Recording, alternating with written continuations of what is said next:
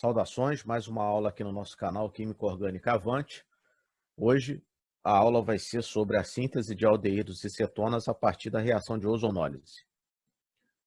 A reação de ozonólise emprega, como o nome está dizendo, o gás ozônio, que é uma forma alotrópica do oxigênio, é a molécula de O3, é uma molécula que contém 3 átomos de oxigênio. Essa reação ocorre em 2 etapas. A primeira etapa, você tem a ozonólise propriamente dita, que vai gerar um intermediário chamado ozonídeo, e a segunda etapa, que é a etapa de redução do ozonídeo. Essa redução pode ser feita com zinco em água, se o seu sistema, os seus reagentes não forem muito solúveis em água, uma opção é empregar o dimetilsulfeto, que é mais solúvel em solventes orgânicos. A ozonólise promove a quebra oxidativa da ligação dupla, dando origem a 2 compostos carbonilados. Vai ser aldeído ou cetona, dependendo destes substituintes. O mecanismo de reação mais aceito para a ozonólise é esse daqui. Ocorre uma reação de cicloadição entre a molécula de ozônio e o alceno. Esse oxigênio que está com carga negativa faz um ataque no carbono da ligação dupla, os elétrons π da ligação dupla faz uma ligação com o outro oxigênio da outra ponta, e esse oxigênio central aqui, que está com carga positiva, ou seja, ele está deficiente em elétrons, ele captura um par de elétrons da ligação dupla entre 2 oxigênios, formando esse composto aqui, que é um anel de 5 membros com 3 oxigênios ligados em sequência. Esse composto é extremamente instável, então ele sofre uma quebra, originando esses 2 fragmentos.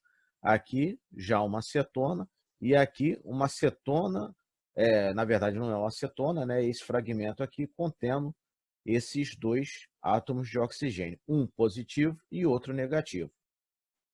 Então vai ocorrer uma outra reação de cicloadição entre esses 2 fragmentos. Repara aqui, ó, que agora eu desenhei essa cetona, esse composto carbonílico aqui, R3R4 de cabeça para baixo, que é para mostrar o movimento de elétrons que vai formar esse composto aqui, ó, o ozonídeo, que é mais estável do que esse daqui, o ozonídeo. Esse ozonídeo, então, ele é reduzido ou com zinco em água ou com dimetilsulfeto. Já pode fazer até com hidrogenação catalítica, mas zinco em água e dimetilsulfeto são os redutores mais empregados. E então, o ozonídeo reduzido vai fornecer os 2 compostos carbonílicos como produto.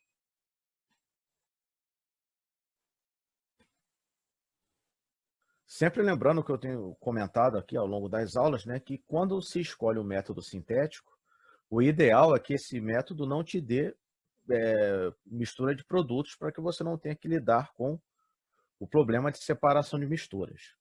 Por exemplo, quando se emprega a ozonólise de alcenos para a síntese de aldeídos e cetonas, o ideal é que sempre se escolha como material de partida alcenos simétricos, ou seja, em que os 2 lados da dupla estejam ligados aos mesmos substituintes.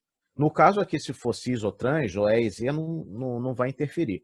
O importante é que os substituintes dos 2 lados da dupla, da ligação dupla, sejam iguais. Nesse caso aqui, o E-but2-eno, ele tem hidrogênio e metila, hidrogênio e metila. Então, ele é um alceno simétrico. A quebra oxidativa da ligação dupla pelo ozônio vai formar 2 moléculas de etanol.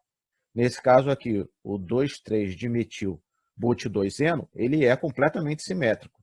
Então, a ozonólise desse alceno vai te fornecer como produto 2 moléculas de propanona. O mesmo não ocorre quando se escolhe um alceno assimétrico. Por exemplo, o Z3-metilpente2-eno não é simétrico. De um lado da dupla eu tenho metila e etila, do outro lado eu tenho metila e hidrogênio. Então, a ozonólise desse alceno vai fornecer como produto butanona e etanol. Eu vou ter problema de separação de misturas. O E2,3,4-trimetil-X-3-eno, a mesma coisa, vai me dar como produto butanona e a 3-metil-butan-2-ona. Mais uma vez, eu vou ter que lidar com o problema de separação de mistura. Então, a ozonólise para a síntese de aldeídos e cetonas, ela é ideal quando se parte de alcenos simétricos. Um caso especial é quando se está falando de alcenos terminais. O que é um alceno terminal? É o alceno que de um lado da dupla eu tenho 2 átomos de hidrogênio. Então, por exemplo, esse aqui é o estireno, ele é um alceno terminal.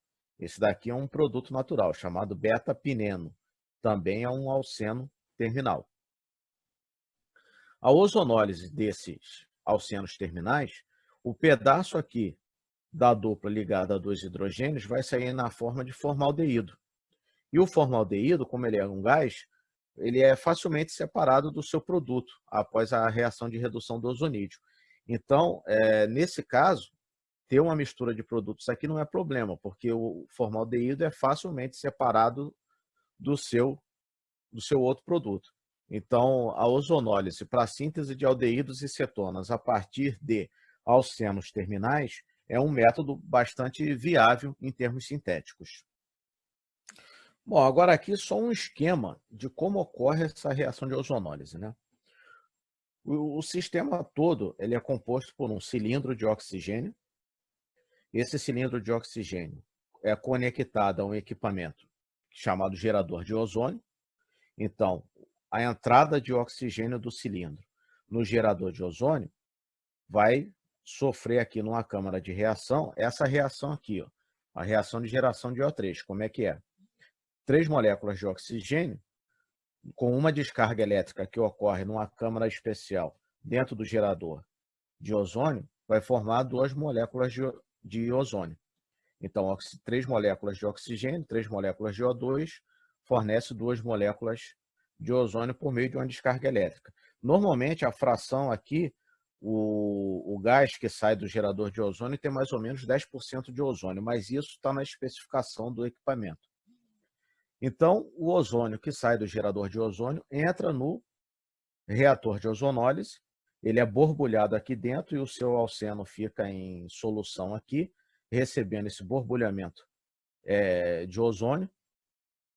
Entretanto, como sai num excesso muito grande, sai numa pressão considerável, e o seu reator de ozonólise também ele não consegue consumir o ozônio todo, então ele elimina o ozônio aqui. Só que o ozônio é um gás que ele é muito corrosivo e não é interessante que ele fique na atmosfera. Então, a saída do seu reator de ozonólise ela é conectada a um reator de redução de ozônio.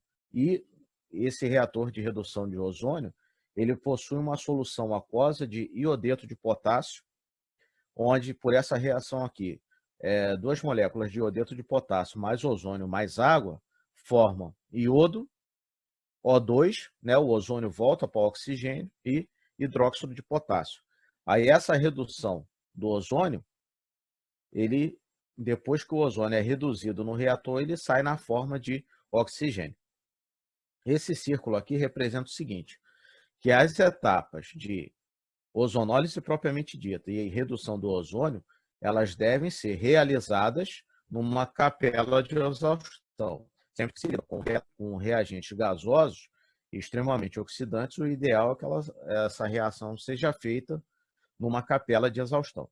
Bom, após a detecção, o tempo de reação de ozonólise, então desliga seu aparelho, gerador de ozônio, desconecta-se essas entradas e saídas de gases na capela e o conteúdo do seu reator de ozonólise, que a essa altura já contém o ozonídeo, vai para a etapa de redução do ozonídeo, seja com zinco em água ou com dimetil sulfeto. Dependendo do sistema, a etapa de redução do ozonídeo pode ser feita até mesmo pode ser feita no mesmo reator de ozonólise, não precisa levar para outro reator, mas às vezes precisa, aí vai depender da reação, né?